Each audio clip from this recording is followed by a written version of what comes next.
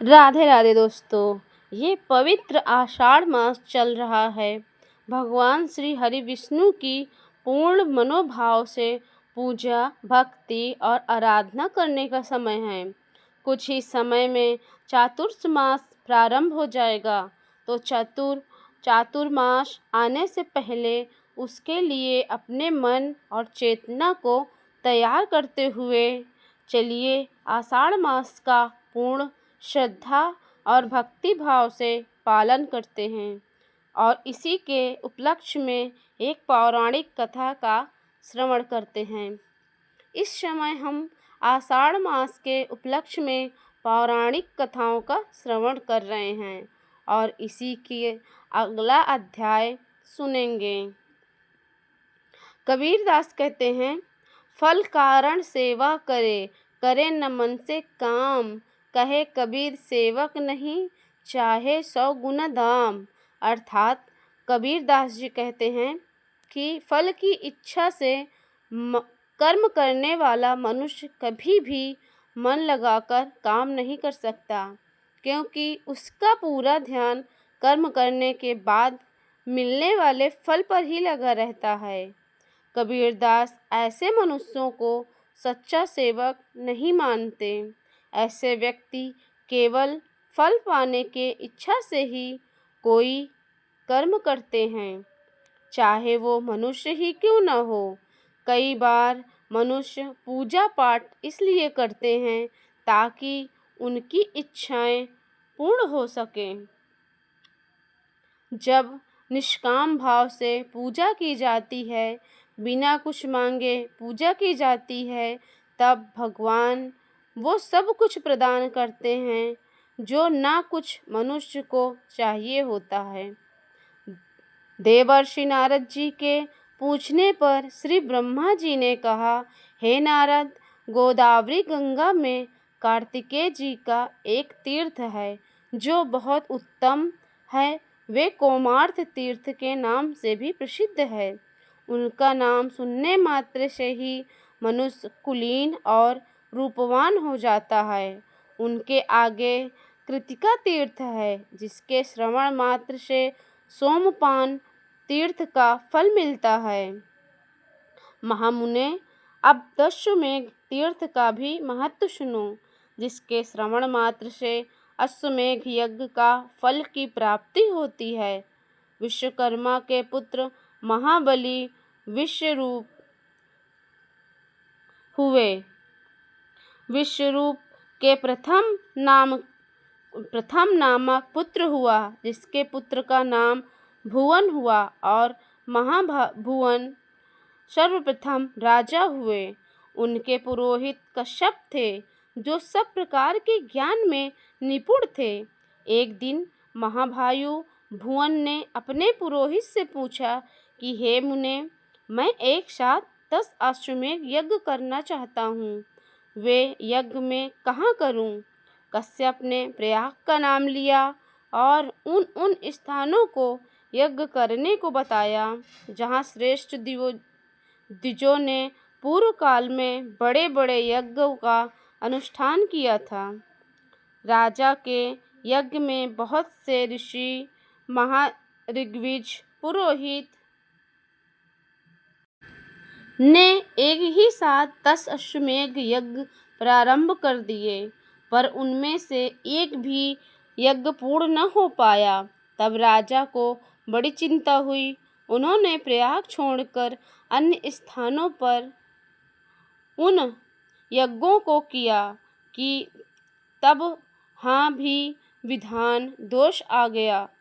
इस प्रकार अपने यज्ञों को अपूर्ण देखकर राजा ने पुरोहित से कहा, देश काल के दोष से अथवा मेरे आप के दोष से हमारे 10 अश्वमेध यज्ञ पूर्ण नहीं हो पा रहे हैं।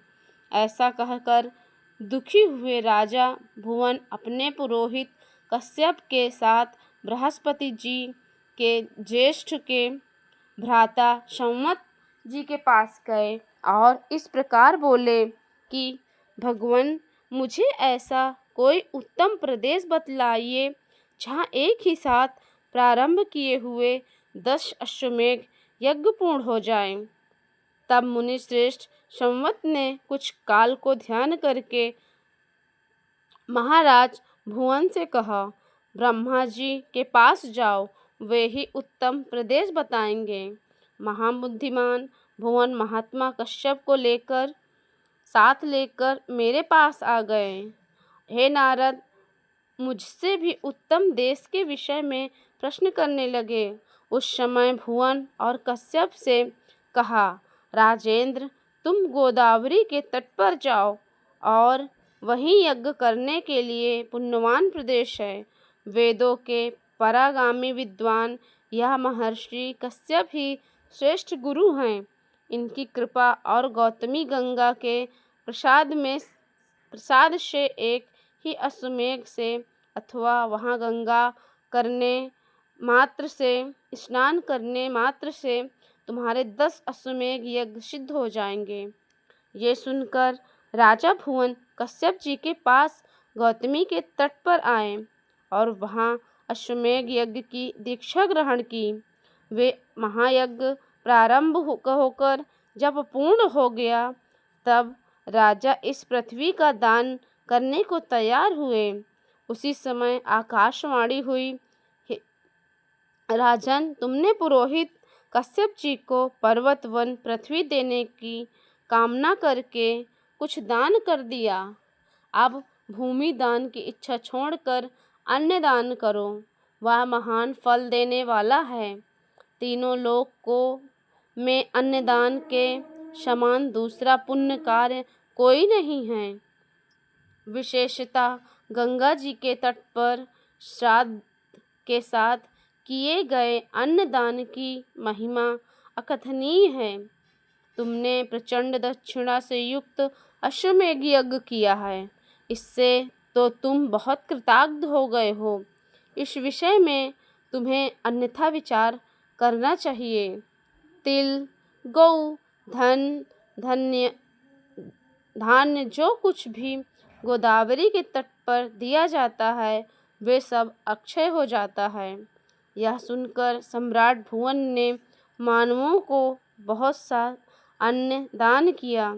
तब से वह तीर्थ 10 अश्वमेघ नाम से विख्यात हो गया। वहाँ स्नान करने से 10 अश्वमेघ यज्ञों का फल प्राप्त हो जाता है। उसके आगे पिशाच तीर्थ है, जो ब्रह्मवादी महर्षियों द्वारा सम्मानित है। वह गोदावरी के दक्षिण तट पर स्थित है। अब नारद, मैं उसका स्वरूप बतलाता हूँ, सुनो। हे मुनि श्रेष्ठ, ब्रह्मगिरि को पार्श्व भाग में अंजन नाम से प्रसिद्ध एक पर्वत है। वहाँ एक सुंदरी अप्सरा श्राप भ्रष्ट होकर उत्पन्न हुई। उसका नाम अंजना था। उसके सभी अंग बहुत सुंदर थे, किंतु मुंह बांदरी का था। केसरी नामक श्रेष्ठ वानर अंजना के पति थे।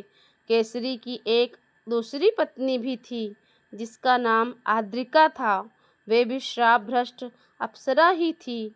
उसके भी सभी अंग सुंदर थे, किंतु मुंह बिल्ली के समान था।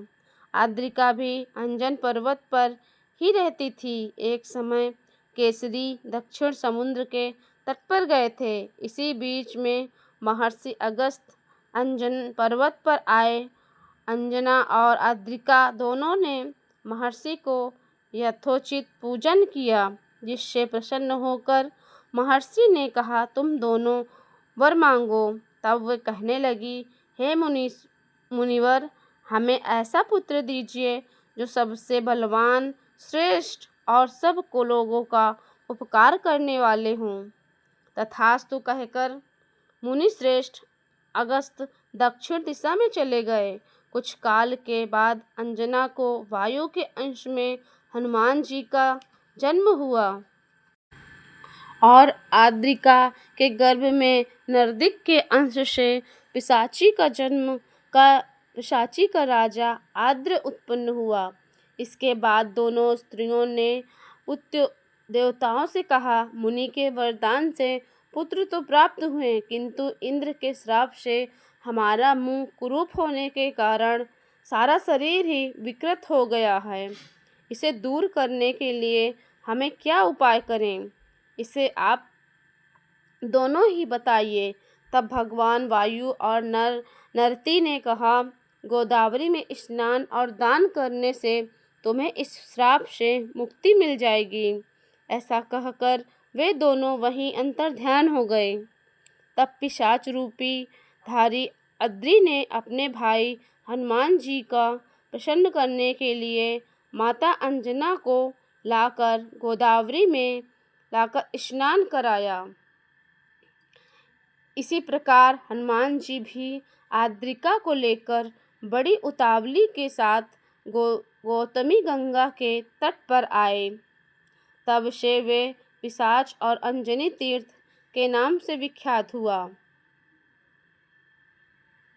वे समस्त अभिष्ट वस्तुओं को दान देने वाला शुभ तीर्थ है। ब्रह्मगिरी से 53 योजन पूर्व की ओर मार्जार तीर्थ से आगे हनुमत तीर्थ और ऋषभ कपि तीर्थ है। इसके आगे फेना संग्राम तीर्थ बतलाया गया है, जो कि समस्त कामनाओं को पूर्ण करने वाला है।